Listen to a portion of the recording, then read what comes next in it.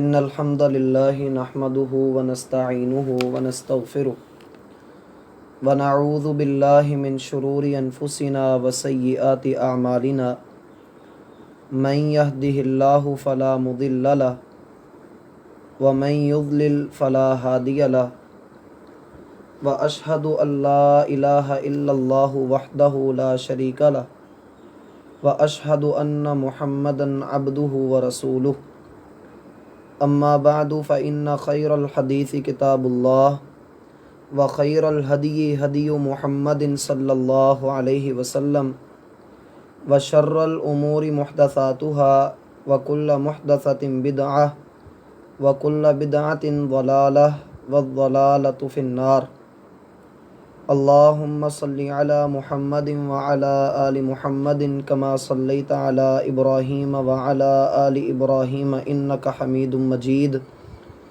اللهم بارك على محمد وعلى آل محمد كما باركت على إبراهيم وعلى آل إبراهيم إنك حميد مجيد أعوذ بالله من الشيطان الرجيم بسم الله الرحمن الرحيم رب اشرح لي صدري ويسر لي أمري واحلل عقدة من لساني يفقه قولي رب زدني علما اللهم انفعنا بما علمتنا وعلمنا ما ينفعنا وزدنا علما سبحانك لا علم لنا إلا ما علمتنا إنك أنت العليم الحكيم رب یسر ولا تعسر وأعن برحمتک وتمم بالخیر۔ اللہ ذوالجلال کی توفیق سے کتاب الجامع ہمارے سامنے ہے۔ یہ کتاب الجامع دراصل فقہ کی ایک کتاب جسے علامہ ابن حجر العسقلانی رحمہ اللہ نے مرتب کیا، اس کتاب کا نام بلوغ المرام ہے۔ اس کتاب میں کئی ایک ابواب ہیں، کئی ایک کتابیں ہیں، جن میں سے یہ آخری کتاب ہے کتاب الجامع۔ کتاب الجامع اس مرکب کا معنی یہ ہے کہ اس چیپٹر کے اندر جو کتاب ہم شروع کر رہے ہیں، اس میں وہ تمام آداب اور تمام باتیں آ جائیں گی جو ایک مسلمان کے لیے ضروری ہیں۔ اس لیے اس کتاب کے آغاز میں اس بات کو اچھی طرح سے سمجھ لیجئے کہ اس کتاب میں ہم 6 چیپٹر پڑھیں گے۔ پہلا چیپٹر جیسا کہ آپ کو نظر آ رہا ہے، یہ چیپٹر ہے باب الادب۔ باب جسے آپ انگلش میں یونٹ کہتے ہیں، یہ باب الادب، اس میں نام سے ہی ظاہر ہے کہ ہم ادب کا بیان پڑھیں گے۔ دوسرا جو باب ہوگا، اس باب میں ہم وہ آیات اور وہ احادیث پڑھیں گے جو نیکی پر ابھارتی ہیں اور صلہ رحمی کی تاکید کرتی ہیں۔ تیسرا چیپٹر ان احادیث پر مشتمل ہوگا جو دنیا داری کو چھوڑنے کا سبق دیتی ہیں۔ چوتھا چیپٹر ان روایات پر مشتمل ہوگا جن روایات میں برے اخلاق کو چھوڑنے کا حکم دیا گیا ہے۔ اور پانچواں چیپٹر ان احادیث پر ہوگا کہ کون سی ایسی باتیں ہیں جو ہمیں اپنے اخلاق کے اندر شامل کرنی چاہیے۔ اور چھٹا چیپٹر ہوگا ذکر اور دعا کے بارے میں کہ ہم ذکر کیسے کریں گے اور مختلف مواقع کی جو دعائیں ہیں ان کی احادیث ہم پڑھیں گے۔ بات سمجھ آ گئی یہاں تک؟ پہلا چیپٹر ہے باب الادب۔ اس چیپٹر میں کل 17 احادیث آئیں گی۔ ہم انشاءاللہ کوشش کر کے آج 2 حدیثوں کو پڑھنے کی کوشش کریں گے، اور ان سے قبل ہم اللہ سے دعا کرتے ہیں کہ اللہ ان کو ہمارا توشہ آخرت بنائے اور ہمیں اپنی زندگیوں میں ان احادیث کو سمجھنے کی اور ان پر عمل کرنے کی توفیق عطا فرمائے۔ باب الادب جیسا کہ میں نے آپ کے سامنے یہ بات رکھی کہ ادب کا بیان، ادب دو طرح کا ہوتا ہے۔ ایک ادب وہ ہے جو ہم اللہ کا ادب کرتے ہیں۔ اللہ کے ادب میں یہ بات آ جاتی ہے کہ انسان حلال اور حرام کے فرق کو سمجھے اور کبھی بھی ایسا کام نہ کرے جس کو اللہ نے حرام قرار دیا ہے۔ کبھی چھپ کر، خفیہ طور پر یا اعلانیہ طور پر لوگوں کے سامنے اللہ کی معصیت کا ارتکاب نہ کرے، یہ اللہ کے ادب میں ہے۔ مزید یہ کہ اللہ کا ادب یہ بھی ہے کہ جو عبادات اللہ سبحانہ و تعالی نے بندے پر فرض کی ہیں، بندہ ان عبادات کو بجا لائے، اللہ کی بندگی کرے، تو گویا کہ اس نے اللہ کا ادب کیا۔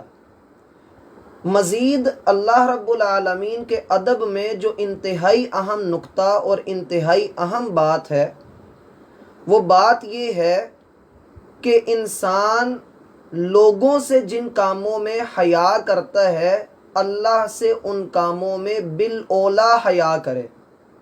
جن باتوں کے کرنے میں وہ لوگوں کے سامنے شرم اور شرمندگی محسوس کرتا ہے، اللہ کے سامنے سب سے بڑھ کر شرم اور شرمندگی محسوس کرے کہ میں نے یہ کام نہیں کرنا، یہ بھی اللہ کا ادب ہے۔ مثلا ایک انسان اس بات کو بڑا ہی ناپسند کرتا ہے، اور عقل مند انسان کے لیے یہ بڑی ہی خفت اور شرمندگی کا مقام ہے کہ وہ لوگوں کے سامنے اپنا لباس اتارے، وہ اس بات کو بڑا ناپسند کرتا ہے۔ اگر وہ اپنے اس ظاہری لباس کو چاک نہیں کرنا چاہتا، اپنا پردہ ہٹانا نہیں چاہتا، تو پھر گناہ کرتے ہوئے وہ اللہ اور اپنے درمیان کے پردے کو کیوں چاک کرتا ہے؟ اسے اس بات کا احساس کیوں نہیں ہوتا کہ میں اگر چھپ کر کوئی گناہ کر رہا ہوں تو اللہ بصیر بالعباد، اللہ تو اپنے بندوں کو خوب دیکھ رہا ہے۔ انسان کیوں ایسا کرتا ہے؟ اس کی وجہ یہ ہے کہ انسان اللہ کی ویسی قدر نہیں کرتا جیسی اللہ کی قدر کرنے کا حق ہے۔ ہم تنہائی میں بیٹھے ہوں، ہم کوئی غلط کاری کر رہے ہوں، تو ہوا کا کوئی جھونکا یا بلی کی وجہ سے کوئی آہٹ یا ویسے کسی کے آنے کا ڈر ہمیں پریشان کر دیتا ہے، ہمارے پسینے چھوٹ جاتے ہیں، اور ہمیں دل میں یہی ڈر ہوتا ہے کہ کہیں ہماری جو ریپوٹیشن بنی ہے وہ خراب نہ ہو جائے، ہم کسی کی نظر میں گر نہ جائیں۔ یاد رکھیے، انسان اللہ سبحانہ و تعالی کے سامنے ہمیشہ سے ہے، اور یہ کبھی بھی اللہ کی قدرت سے باہر نہیں نکل سکتا۔ مزید یہ کہ انسان گناہ کر کے بھول جاتا ہے، لیکن اللہ سبحانہ و تعالی گناہ کر کے بھولتا نہیں۔ جب بندہ کوئی گناہ کرتا ہے تو اللہ اس بندے کے گناہ کو نہیں بھولتا ہے۔ مزید بات یہ ہے کہ اللہ کا ادب کیجئے۔ اللہ کا ادب یعنی گناہوں سے بچیے اور نیکی کیجئے۔ دوسرا ادب، ادب کی دوسری قسم ہے اللہ کے بندوں کا ادب۔ اللہ کے بندوں کا ادب کیا ہے؟ کہ بندہ وہ کام کرے جو کام انسان کی نفاست کو لوگوں کے درمیان عام کر دیں، انسان نفاست اور طہارت والی زندگی گزارے۔ ہر وہ کام جس سے انسان کی ذات، انسان کا اخلاق، اس کا کردار، اس کے اوپر کوئی حرف نہ آئے، تو یہ بندوں کا ادب ہے۔ مثلا انسان غیبت نہ کرے، چغلی نہ کرے، گالی نہ دے، اور اسی طریقے سے لوگوں سے ملے تو عاجزی اور انکساری کے ساتھ ملے، ملنسار ہو کر مسکراتے ہوئے چہرے کے ساتھ ملے۔ سمجھ آ گئی؟ ادب کی دو اقسام ہیں، ایک اللہ کا ادب اور دوسرا اللہ کے بندوں کا ادب۔ اگلی بات ادب کے حوالے سے یہ ہے کہ ادب اپنی صورتحال اور اپنی شکل بدلتا رہتا ہے۔ ادب اپنی شکل بدلتا رہتا ہے۔ کس اعتبار سے؟ مثلا کبھی تو ایسا ہوتا ہے کہ موجودہ زمانے میں اگر ہم دیکھیں کہ ہم اپنی فیملی کے ساتھ باہر جا کر کھانا کھا لیتے ہیں اور ہمارے معاشرے کے اندر اس کو کچھ بھی غلط نہیں سمجھا جاتا، ایسا ہی ہے۔ لیکن آج سے کوئی 10-20 سالہ پیچھے چلے جائیے، خاتون کا گھر سے باہر نکلنا انتہائی معیوب سمجھا جاتا تھا، اور پھر اس سے بھی بڑھ کر یہ بات کہ کوئی جوڑا کسی ہوٹل پر جا کر کھانا کھائے اکٹھے بیٹھ کر، یہ اس سے بھی بڑھ کر معیوب سمجھا جاتا تھا۔ تو اسلام آپ کو یہ سکھاتا ہے کہ جو چیز معروف ہو، جس چیز کی لوگوں کو عادت ہو چکی ہو، آپ اس عادت کو اپنا لیجیے۔ میں یہ قطعاً نہیں کہہ رہا کہ اس طریقے سے فیملی گھر سے باہر نکلے اور پھر جا کر وہ کھانا کھائے۔ میں یہ کہنے کی کوشش کر رہا ہوں کہ ادب کے دوران میں شریعت کا پاس لازمی رکھیے۔ آپ فیملی کو لے کر ضرور باہر جائیے، لیکن اس دوران میں آپ یہ خیال بھی رکھیے کہ فیملی کا پردہ ہونا لازمی ہے، غیر محرموں کی نظروں سے بچنا ضروری ہے۔ کسی ایسی جگہ پر ہٹ کر بیٹھیے جہاں پر لوگوں کی نظر نہ پڑے، اور آپ اپنی فیملی کے ساتھ جو پکنک منانے آئے ہیں یا جو آپ کوئی پارٹی کرنے آئے ہیں، آپ کا بھرم بھی رہ جائے، اللہ سبحانہ و تعالیٰ کی اطاعت بھی ہو جائے، اور ادب کا پہلو بھی ملحوظ خاطر رہ جائے۔ بات سمجھ آ گئی؟ تو معاشرے کے اعتبار سے بندے کو چلنا چاہیے۔ فی زمانہ ہمارے معاشرے میں اس چیز کو انتہائی ناپسندیدگی کی نگاہ سے دیکھا جاتا ہے۔ کوئی خاتون بائک چلائے، ہمارے لوگ اس کو انتہائی ناپسندیدگی کی نگاہ سے دیکھتے ہیں۔ تو خاتون بے شک برقع پہن کر چلائے، عبایا پہن کر چلائے، جب اسے معیوب سمجھا جا رہا ہے تو ادب کا پہلو اور ادب کا تقاضا یہ ہے کہ خاتون ایسا کام نہ کرے۔ وگرنہ نبی علیہ السلام کے زمانے میں خواتین گھڑ سواری بھی کرتی تھیں، اونٹوں پر بھی بیٹھا کرتی تھیں۔ جو ان کا سفر ہوا کرتا تھا وہ خود گھڑ سواری کر کے، گھوڑے دوڑا کر، اونٹ چلا کر وہ جایا کرتی تھیں۔ تو اس وقت یہ معروف تھا خاص سواریوں کے حساب سے۔ مثلا ہمارے ہاں اگر کوئی خاتون کار چلا رہی ہو تو اس کو معیوب نہیں گردانا جاتا۔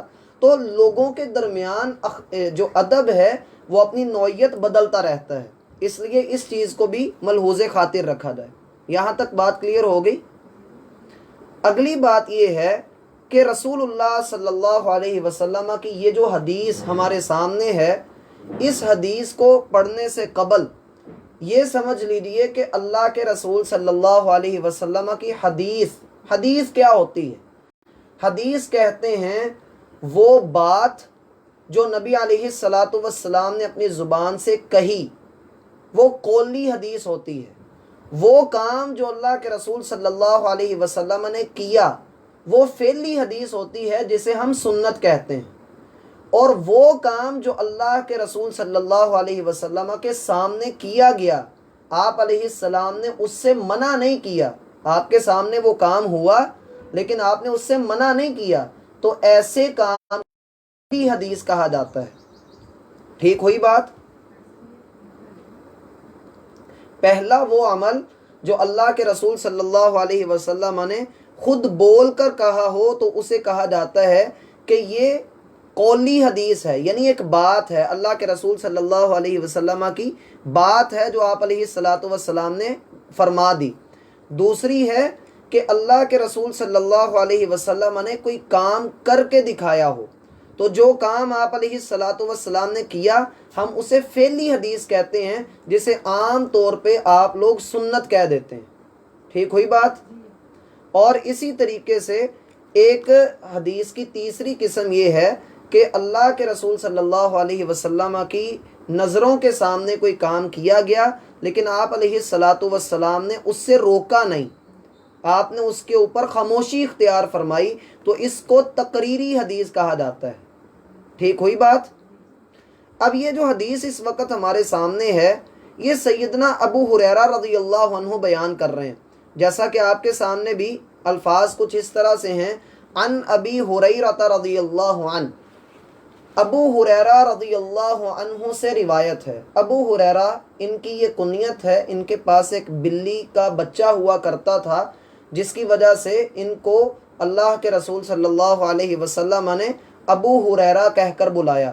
اصل میں ہراتن کہتے ہیں بلی کو، ہراتن بلی کو، اور بلی کے بچے کو یا چھوٹی بلی کو کہتے ہیں ہریراتن۔ تو اللہ کے رسول صلی اللہ علیہ وسلم نے جب ان کو اس حالت میں دیکھا کہ انہوں نے بلی پالی ہوئی ہے اور وہ چھوٹی سی ہے، تو اللہ کے رسول صلی اللہ علیہ وسلم نے ان سے کہا کہ یا ابا ہریرہ، اے ابو ہریرہ۔ تو ابو ہریرہ تب سے ان کی کنیت پڑ گئی، اور آج تک ان کی یہ کنیت ان کے نام پر غالب ہے۔ اکثر لوگوں کو ان کی کنیت کا ہی علم ہے، ان کے نام کا لوگوں کو علم نہیں ہے۔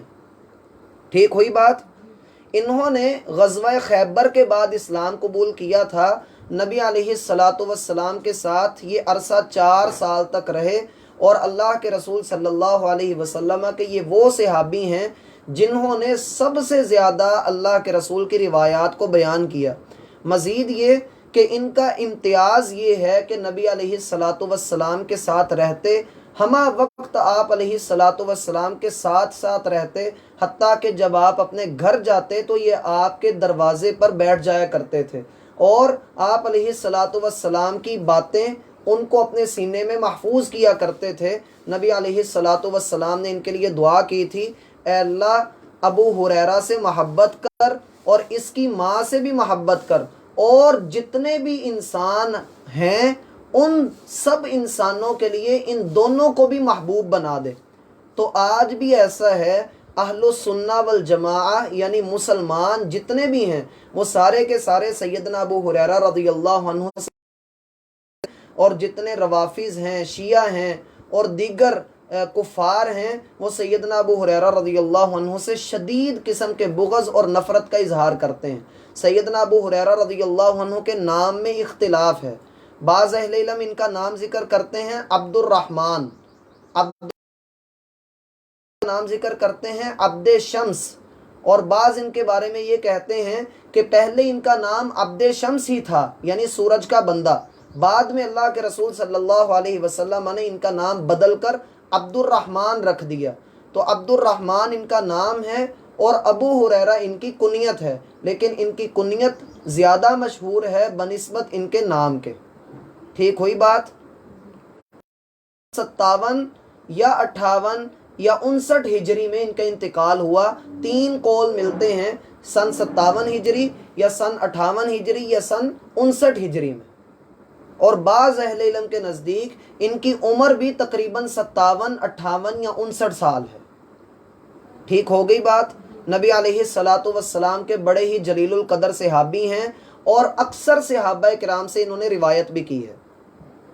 ان کے شاگرد بھی بہت زیادہ ہیں، اور ان کی وفات بعض روایات کے مطابق کوفہ میں ہوئی اور بعض روایات کے مطابق مدینہ میں ہوئی۔ بہرحال ہم حدیث کی طرف بڑھتے ہیں۔ سیدنا ابو ہریرہ رضی اللہ عنہ بیان کرتے ہیں، قال رسول اللہ صلی اللہ علیہ وسلم، نبی صلی اللہ علیہ وسلم نے ارشاد فرمایا۔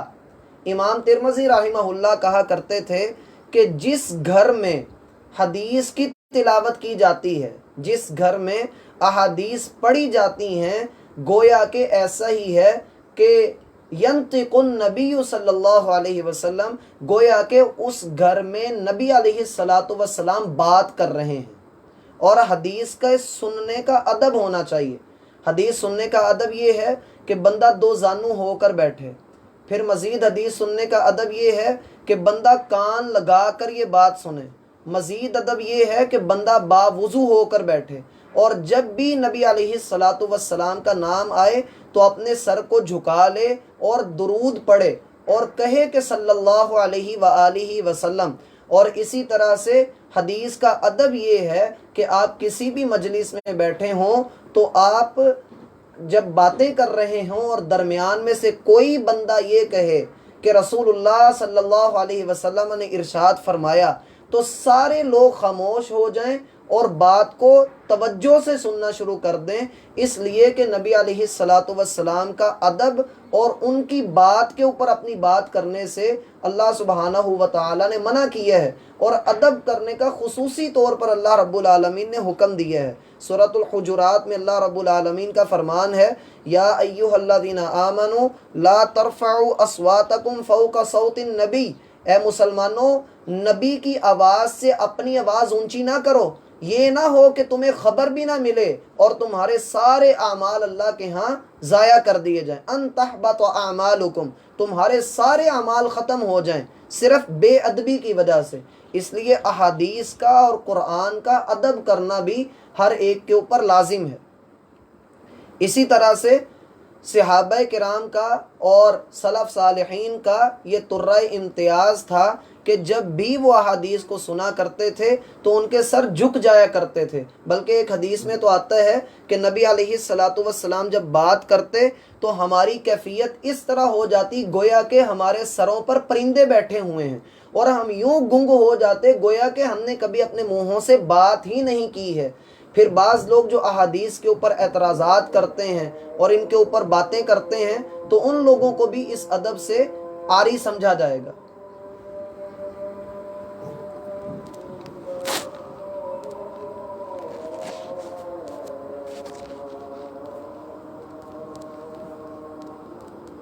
اللہ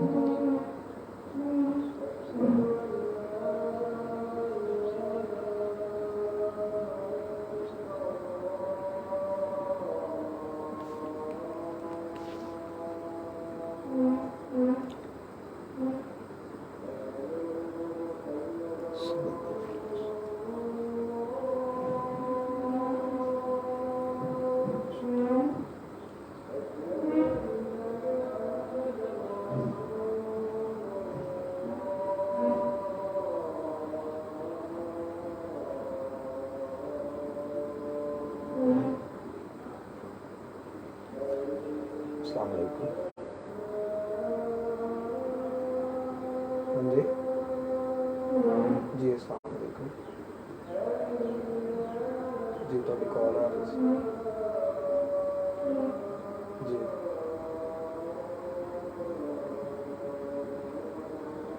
میں تو 1 گھنٹے تک رابطہ کر لوں۔ ٹھیک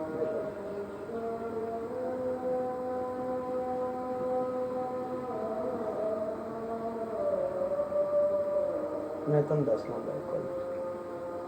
ٹھیک السلام علیکم۔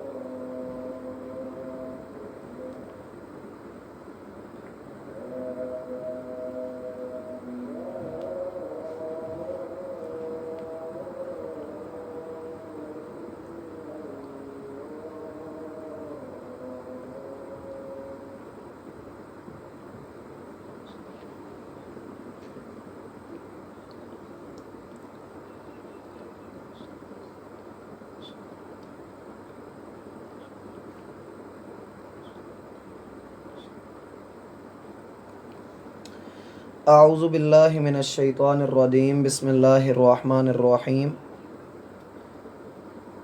ایسے لوگ جو نبی علیہ الصلاۃ والسلام کی احادیث پر اور آپ علیہ الصلاۃ والسلام کے اقوال و افعال کے اوپر بات کرتے ہیں اور اعتراض کرتے ہیں، ایسے لوگ ہمیشہ ان باتوں کو پکڑتے ہیں جو مسلمانوں نے خود اپنے عمل سے ویک پوائنٹ بنایا ہوا ہوتا ہے، یا یہ کہ مسلمانوں کو صحیح طرح سے حدیث کا فہم نہیں ہوتا۔ اس لیے یہ جو سلسلہ ہم شروع کر رہے ہیں اس میں ایک حدیث لازمی طور پر آپ سب کو ازبر ہونی چاہیے۔ نبی علیہ الصلاۃ والسلام نے علم حدیث کو حاصل کرنے والوں کی فضیلت الگ سے بیان فرمائی ہے، اور وہ فضیلت یہ ہے کہ نبی علیہ الصلاۃ والسلام نے دعا فرمائی، نضر اللہ امرؤا سمع مقالتی، اللہ سبحانہ و تعالی اس شخص کے چہرے کو تر و تازہ رکھے، سرسبز و شاداب رکھے، اللہ اس چہرے کو آباد رکھے، اس کی رونقیں بحال رہیں۔ جو بندہ میری بات کو سنتا ہے، سمع مقالتی، وہ میری بات کو سنتا ہے، فحفظھا، پھر وہ اسے یاد کر لیتا ہے، ووعاھا، پھر وہ اسے اچھے طریقے سے محفوظ کر لیتا ہے، پھر اسے لوگوں کو بیان کرتا ہے۔ اللہ ایسے شخص کے چہرے کو تر و تازہ رکھے۔ تو یہ عظیم حدیث ہے ان طالب علموں کے لیے جو حدیث کو سیکھ، وہ لوگ جو احادیث کو پڑھتے پڑھاتے ہیں، نبی علیہ الصلاۃ والسلام کا یہ فرمان ان کے لیے سند ہے اور ذریعہ نجات ہے کہ رسول اللہ صلی اللہ علیہ وسلم نے ان کے چہرے کو تر و تازہ رہنے کی دعا دی، اور یقیناً ہم اس دعا کے اندر شامل ہوں گے اگر ہم بھی یہ احادیث پڑھیں گے اور ان کو محفوظ کریں گے، اور پھر ان کو آگے بیان بھی کریں گے، اور پھر لوگوں کے درمیان رہتے ہوئے ان احادیث کو اپنا اوڑھنا بچھونا بھی بنائیں گے۔ در حقیقت احادیث پر عمل کرنا اصل مسلمان ہونے کی نشانی ہے، اور احادیث پر وہی عمل کرتا ہے جسے صحیح معنوں میں نبی علیہ الصلاۃ والسلام سے محبت ہوتی ہے۔ انشاءاللہ ہم جیسے جیسے یہ روایات پڑھیں گے، ساتھ ساتھ ہم دیکھیں گے کہ کس طریقے سے ہم اپنی زندگی میں تبدیلی لا سکتے ہیں۔ تو آغاز کرتے ہیں۔ نبی علیہ الصلاۃ والسلام نے ارشاد فرمایا، حق المسلمی علی، ایک مسلمان کے دوسرے مسلمان پر یعنی حق کس کے کس پر ہیں؟ مسلمان۔ مسلمان کسے کہا جاتا ہے؟ جو اللہ کے ایک ہونے کی گواہی دے اور نبی علیہ الصلاۃ والسلام کی رسالت کا اقرار کرے۔ اور حق اس چیز کو کہا جاتا ہے جس کو چھوڑنا کسی بھی مسلمان کے لائق نہ ہو، جس کو بگاڑ پیدا ہوتا ہو۔ حق اس چیز کو کہا جاتا ہے جس کے ذریعے سے اللہ کی حق ایسے اعمال اور ایسے امور کو کہا جاتا ہے جن سے اللہ سبحانہ و تعالی راضی ہوتے ہوں۔ اس لیے بندے کو چاہیے کہ بندہ حقوق کی اصل تعریف کو بھی سمجھے۔ حق یعنی ایسے اعمال جن سے اللہ کی رضا کو تلاش کیا جائے، جن کو چھوڑنا کسی مسلمان کی شان کے خلاف ہو۔ اس لیے بندہ کبھی بھی وہ کام نہ کرے جو اس کے شایان شان نہ ہو۔ تو ایسے ہی حقوق میں یہ بات آتی ہے، اور بالخصوص ایک مسلمان کے مسلمان پر جو حق ہیں وہ بنیادی طور پر 6 حق ہیں۔ بعض روایات میں 5 حقوق کا ذکر بھی ہے اور بعض میں 2-3 کا بھی ہے، لیکن اس حدیث کے اندر نبی علیہ الصلاۃ والسلام نے 6 حق بیان کیے ہیں۔ اگر ممکن ہو تو ان باتوں کو ساتھ ساتھ، جو امپورٹنٹ باتیں ہیں ان کو ساتھ ساتھ لکھتے جائیے گا۔ تو اللہ کے رسول صلی اللہ علیہ وسلم کا یہ پہلا جو ٹکڑا ہے حدیث کا، حق المسلم علی المسلم 6، ایک مسلمان کے دوسرے مسلمان کے اوپر 6 حق ہیں۔ یعنی حق وہ چیز جو اس نے ادا کرنی ہے، یعنی حقوق العباد کا بیان یہاں پر ہم پڑھیں گے۔ اور یہ کتاب الجامع کے پہلا باب ہے، باب الادب۔ یہ حدیث ہمیں ادب سکھائے گی 6 چیزوں کے اندر۔ ان میں سے پہلی چیز ہے، اذا لقیتہ، جب تم اپنے بھائی سے ملو، اذا جب، لقیتہ تم ملو، ہو اس سے یعنی اپنے بھائی سے، فسلم علیہ تو اس کو سلام کرو۔ جب تم اس سے ملو تو ایک مسلمان کا بنیادی حق ہے کہ تم اپنے اس بھائی کو سلام کہو۔ اب وہ سلام علیکم، سلام سے بھی آپ کہنا چاہیں، ہمارے ہاں معروف کون سا ہے؟ السلام علیکم، آپ پر سلامتی ہو، آپ پر سلامتی ہو۔ جب ہم السلام علیکم کہتے ہیں تو یہ جمع کا صیغہ ہے کہ آپ سب پر سلامتی ہو، لیکن جب ہم ایک اکیلے بندے کو کہہ رہے ہیں السلام علیکم، کہ سمجھ لینا چاہیے کہ ہم خاطبین ہیں، ہم کہہ رہے ہیں۔ اسی طریقے سے سلام کا فرمان ہے، لا تدخلوا الجنة، وقت تک جنت میں داخل نہیں ہو سکتے جب تک تم ایمان والے نہ بن، حتیٰ تحابوا، اور تم ایمان والے نہیں بن سکتے حتیٰ کہ آپس میں محبت کرو۔ اولا ادل، نہ بتاؤں سے تم آپس میں ایک دوسرے سے محبت کرنے لگ جاؤ۔ لوگوں نے کہا علیہ افشوا السلام بینکم، لوگوں آپس میں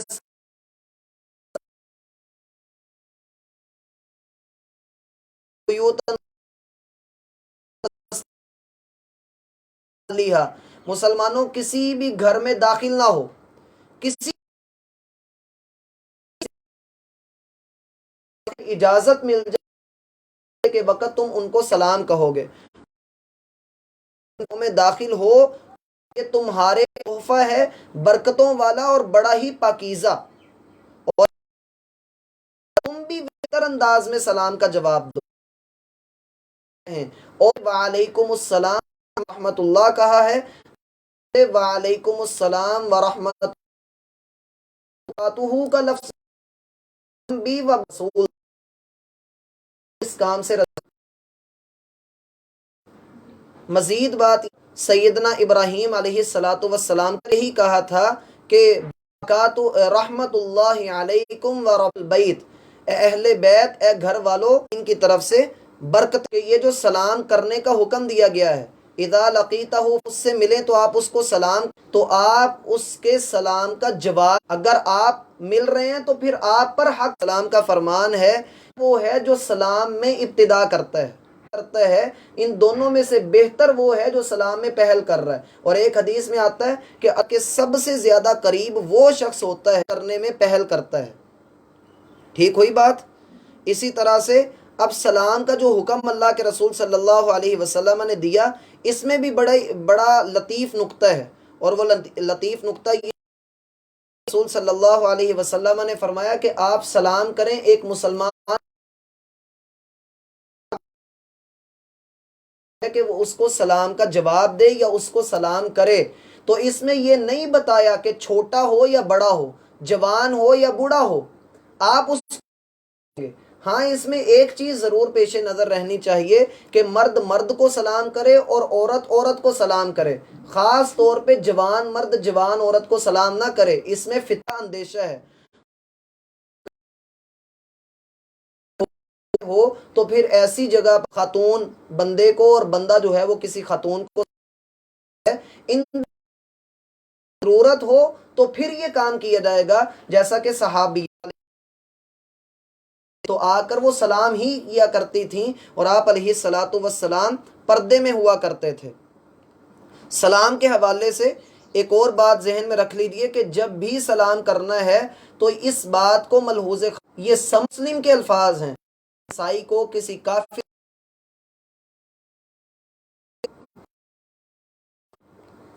لا تب السلام، یہودیوں اور عیسائیوں کرنی علیکم فقط، اس سے آگے نہیں بڑھنا، آپ نے ان کو وعلیکم کہہ دینا ہے، اور اگر کسی جگہ پر آپ ایسی جگہ پر نوکری کرتے ہیں یا آپ کسی جگہ پر کسی عیسائی کو یا کسی یہودی اور وہ بڑا ہے تو آپ اس کو یہ کہہ سکتے ہیں،